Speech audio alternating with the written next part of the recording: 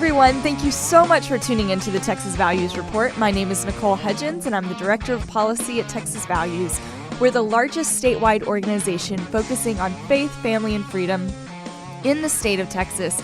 We work at the Capitol, in the courts, and the courts of public opinion, the media, and I'm excited to announce that our C4 organization, Texas Values Action, just released its scorecard. So if you want to find out how your legislator voted on issues concerning life, marriage, religious freedom, human sexuality, and more, I encourage you to go to txvaluesaction.org and you can find out how your legislator voted in this past legislative session. We've also got some exciting things coming up. The policy forum, if you haven't gone to our website, txvalues.org, you can find out about the exciting event that we're having right here in Austin, September 6th through 7th.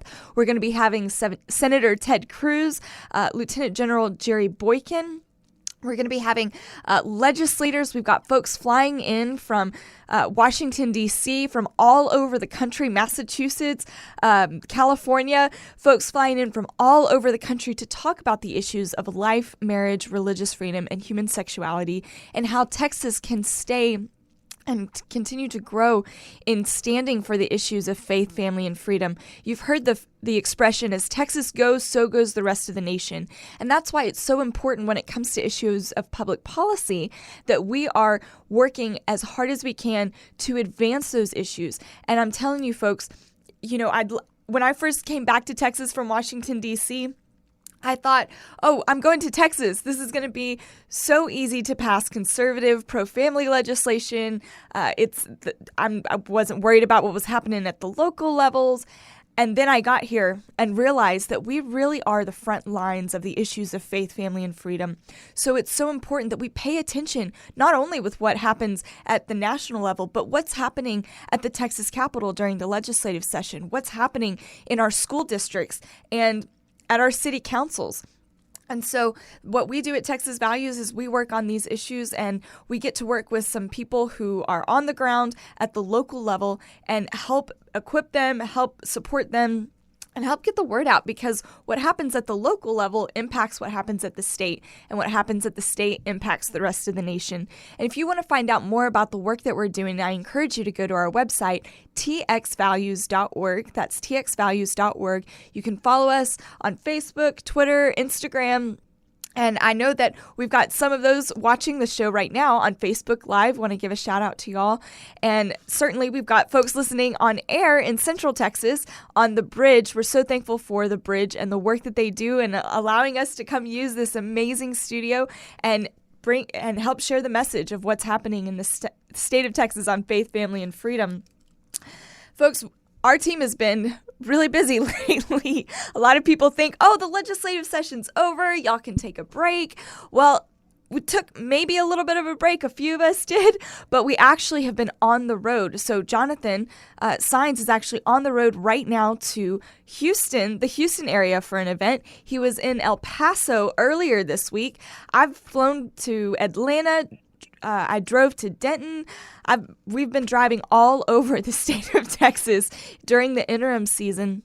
We've been working on the scorecard. We've been working on the policy forum. We've done events in different parts of the state. And last night we did a very special event in Austin. And what it was is a town hall to help inform parents about what's happening in the school district in regards to sex education. And for those listening who may have little ears sitting with you in the car or watching on Facebook Live, I just want to give a little bit of a parental advisory, because we are going to be talking about some really concerning subjects that definitely require a parental advisory. We're going to be talking about what Austin ISD is trying to teach kids in regards to sex, and it doesn't always align with family values. And so I just want to make sure that advisory is up before we begin the discussion. But last night we had this town hall with concerned parents of Texas, and we had it at Oak Meadow Baptist Church. They were such gracious hosts. And we invited parents from the school district to come in and hear what the school district has been trying to push on our children. They've gone through meetings where they're suggesting some very controversial, at best, sex education.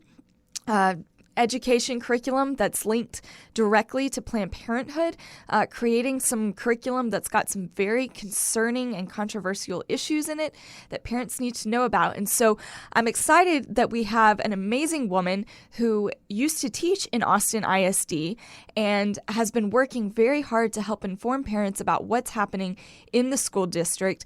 Carol Ayala is with Concerned Parents of Texas, and she's become not only a coalition partner, but a friend. And she's done some amazing work in helping tell parents what's happening, because she's been able to see what goes on as a teacher and what's happening in the school district. So Carol, thank you so much for joining us today on the Texas Values Report.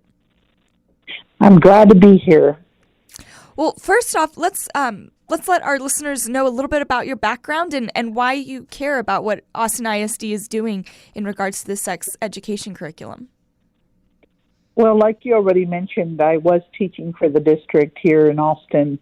My 20-year career, I taught 11 here in Austin. And in 2015-16, my school decided to bring a program to the campus that would normalize homosexuality and transgenderism. And we were supposed to create a climate where that would be acceptable, and we would promote that to our students. And that was something that I knew I could not do. Mm-hmm. So tell me, a lot of folks in this area, they may have seen something in the news that Austin was considering changing the curriculum, but a lot of people don't know what's happened over the past year, 6 months on the sex education issue. Can you give us a little bit of a timeline of what's been happening? Well, basically, they started, to the best of our knowledge, in 2014. They first began with the Welcoming Schools program, which has been developed by the Human Rights Campaign, the largest LGBTQ political lobby group in the country, right? Mm-hmm. So they started that, and so they started to train the teachers, because what they were going to do was to change the curriculum where it would be considered inclusive, to bring in the acceptance of LGBTQ or SOGI behaviors, and that they would be highlighted, and the kids would be taught about, gender identity, which we know is a tsunami going on right now in the culture and everything. And so we got involved. A couple of other people and myself decided that we were going to bring attention to this.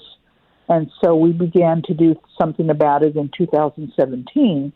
So the district was ready to implement their new sex education that would have incorporated these teachings to our children through the sex education program. And we took it to the SHAC, and we asked them some hard questions. And we said, what is happening, what is going on, and why aren't the parents being informed? So...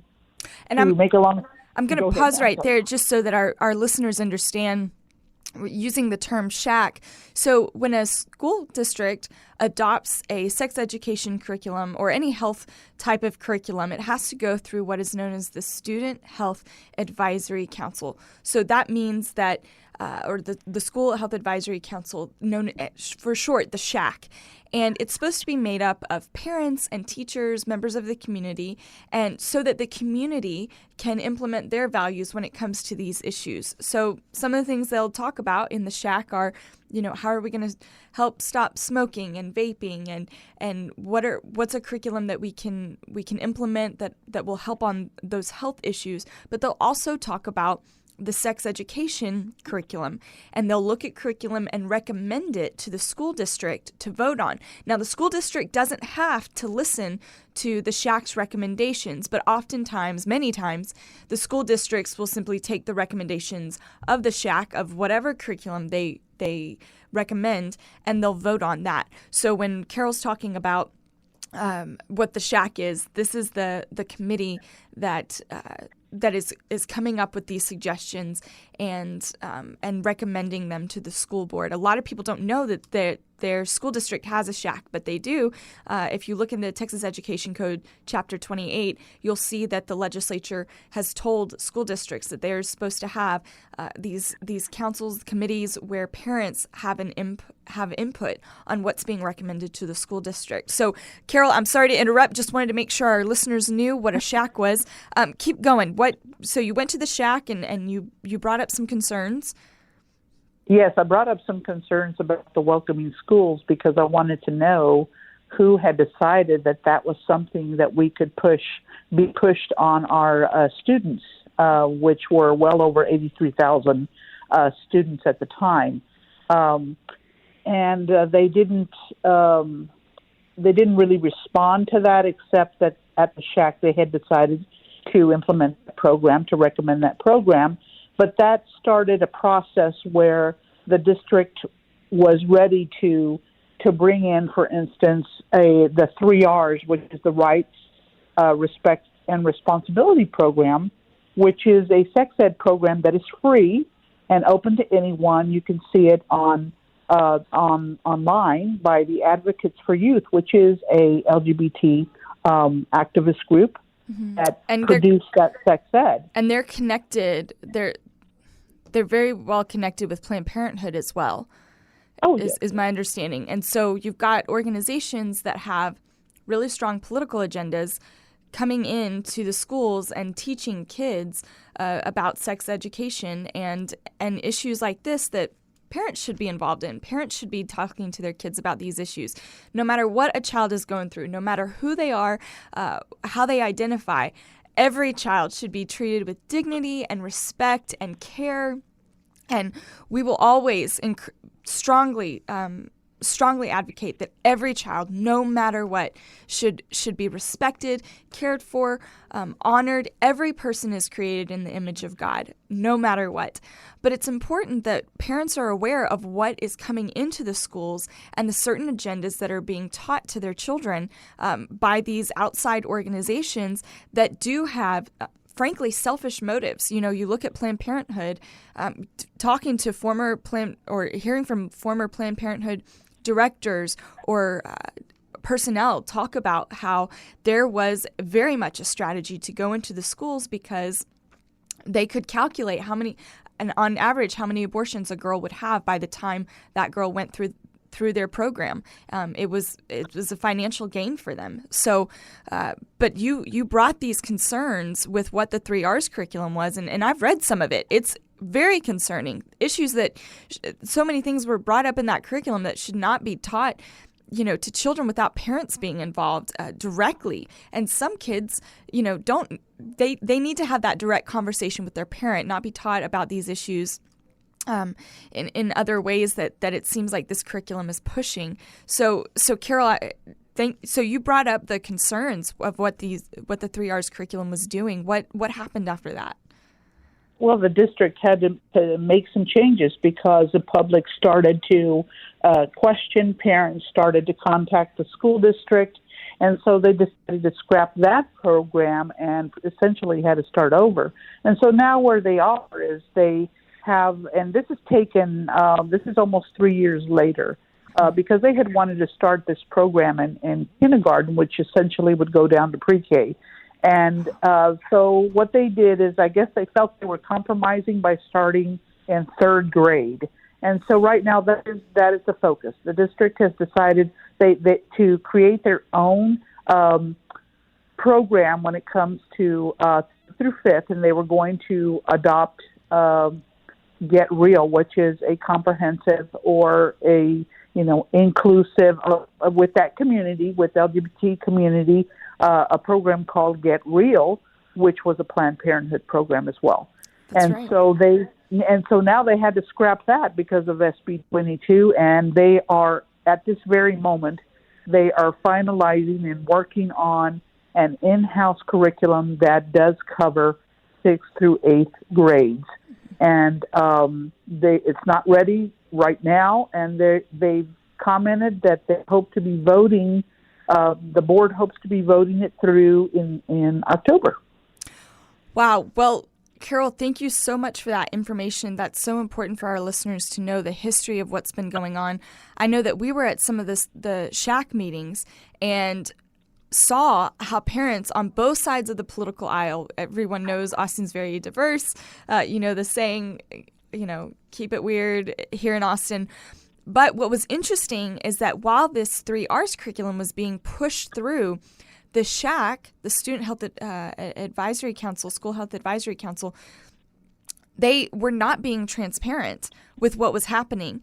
And the district was claiming that, parents were involved, and parents were showing up at the SHAC meeting going, I didn't know that this was happening. I didn't know this was taking place. And some of them were okay with certain things being taught. Others were not. Like I said, folks on different sides of the political aisle were standing up saying, I, as a parent, wanted to be part of this process, and I wasn't allowed to be. I wasn't brought in and talked to. I didn't know what was happening. And so, like you said, parents were really upset with what happened. And in the midst of this, it slowed down what was happening with the 3Rs curriculum. But then the school district put in these, quote, national standards, and I have to use it in quotation marks because national standards sounds like something that, the government, maybe the federal government formed, maybe it came from the Department of Education, something like that, national standards for sex ed. But the fact is it doesn't. It's national standards, meaning that some groups got together and decided that these were going to be the, quote, national standards.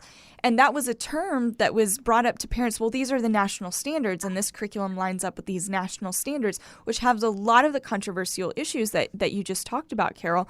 So now the school districts implemented these standards, and they're just trying to find a curriculum that fits the standards.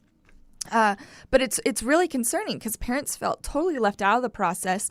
You saw where the media took in the issue and started reporting on it and the concern that parents had. So you saw where the school district actually sent out a survey to parents, and which sounded like a great idea. Hey, finally get some parental input here, but only to find out that the way that the survey was written, it was skewed. So it wasn't,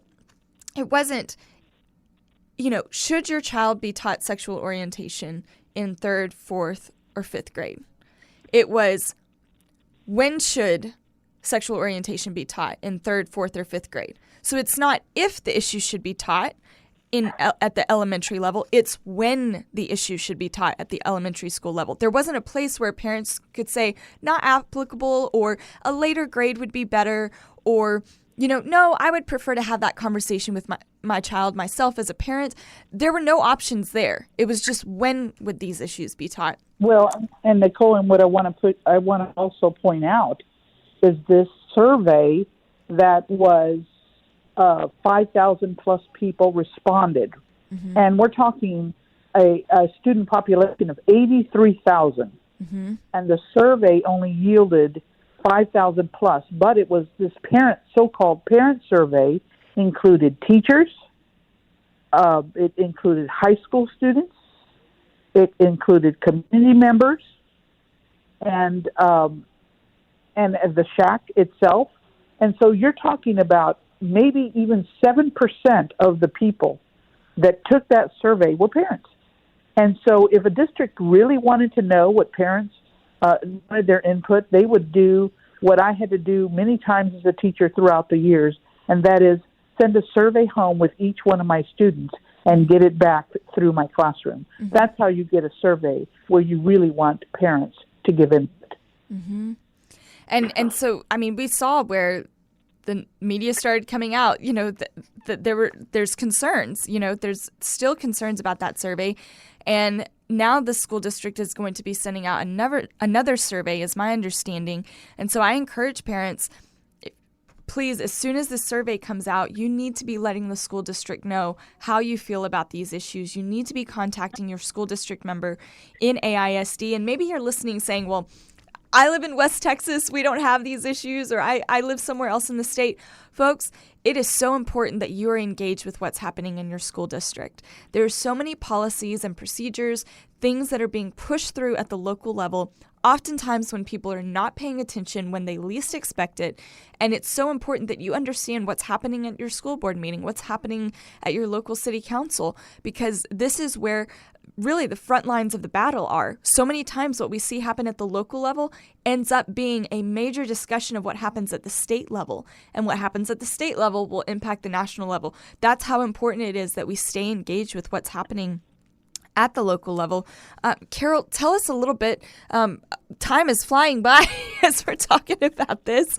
Tell us a little bit, what is concerning about some of this curriculum? If AISD is creating this new curriculum, are there any concerns that parents should have, if they're not using Get Real, which, and you mentioned SB 22. SB 22 ensures a local entity, including a school district, can't pay an abortion provider or an affiliate.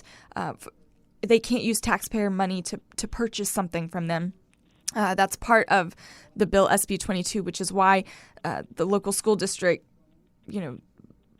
was saying that it wasn't going to purchase the Planned Parenthood curriculum. It is our understanding. That's why the hesitancy was there. But Carol, tell us, what else is it? What could be the concerns of the school district creating a new curriculum? Well, parents should still be concerned, because even though they might say, okay, well, the school district scrapped the 3 R's, which is extremely, leftist and very, very radical. They still have the national sex standards, and so anything they create is going to still be the same. It's still going to be the same. It's simply going to have their own stamp of AISD on it, even though it might not be purchased like from Planned Parenthood. So it's going to be the same. It's just going to be their own work. Also, they need to be concerned that one of the things we pointed out is that these programs redefine the family. They, in such an effort, to bring down the mother and father model, the natural model that's been created since the beginning of time. That's very important that be abolished. And the terms mother and father and brother and sister, and that's in the lessons themselves. And so it's true that the devil is in the details. You need to know. It wasn't until I actually went through the lessons and line by line that I got to see exactly what the intentions are of the school district for the children to learn. So parents need to be involved at every level. Yes, go to the SHAC. Not just AISD recommends people go to the SHAC and they give their 2 minutes. We recommend that you apply for membership. You should know that this is not mandated by the state to be taught. This is not academic. This is values. This is beliefs. And so you have every right to know what that is and to opt out if you so choose to do that, which is what we recommend as a group. We recommend not only you opt out, but that you take hold of what your children are learning and you teach them themselves. People can go to our website. We do have biblical resources on purity that we recommend. We recommend, one of the things I wished I had mentioned last night that I should have, is that churches need to take a hold of their congregations and teach them biblical purity. The pastors need to encourage their parents to get involved and to teach why and why these things are not acceptable. And only then can parents truly be prepared. I hope that helps. Absolutely. Well, Carol, thank you so much. And I so agree.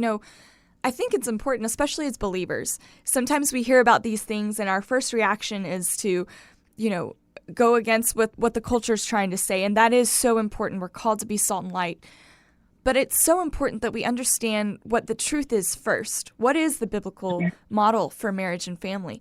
Like, God got it right at the beginning, that marriage would be between a man and a woman, and that children would be raised in that loving and caring relationship.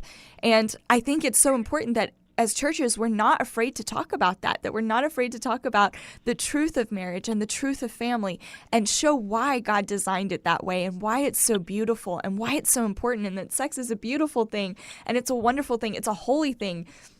and that we not be afraid to address those issues, so that when the world comes and brings these counterfeits, that we're able to bring first the truth and then explain why the counterfeit is not in alignment with Scripture or with our beliefs or our conscience or science. So thank you, Carol, so much for joining us today on the Texas Values Report. I so appreciate you coming on. And folks, I can't believe it. We've only got 60 seconds left, but I just want to encourage you, if you want to come hear Carol speak again, you can go to our policy forum, which is going to be September 6th through 7th. You can sign up at txvalues.org. Don't forget to sign up. We need you to sign up as soon as possible. We're filling up. We also have a dinner that General Jerry Boykin is going to be speaking at. It's going to be exciting. You can sign up for that as well. It'll be during the time of the policy conference or the policy forum. And if you want to find out more about what we're doing at Texas Values, you can go to txvalues.org, sign up for our email alerts. We'll let you know what's happening in school districts like Austin ISD and what's happening around the state on the issues of faith, family, and freedom here in the state of Texas. Thank you so much for tuning in. I hope you have a wonderful weekend.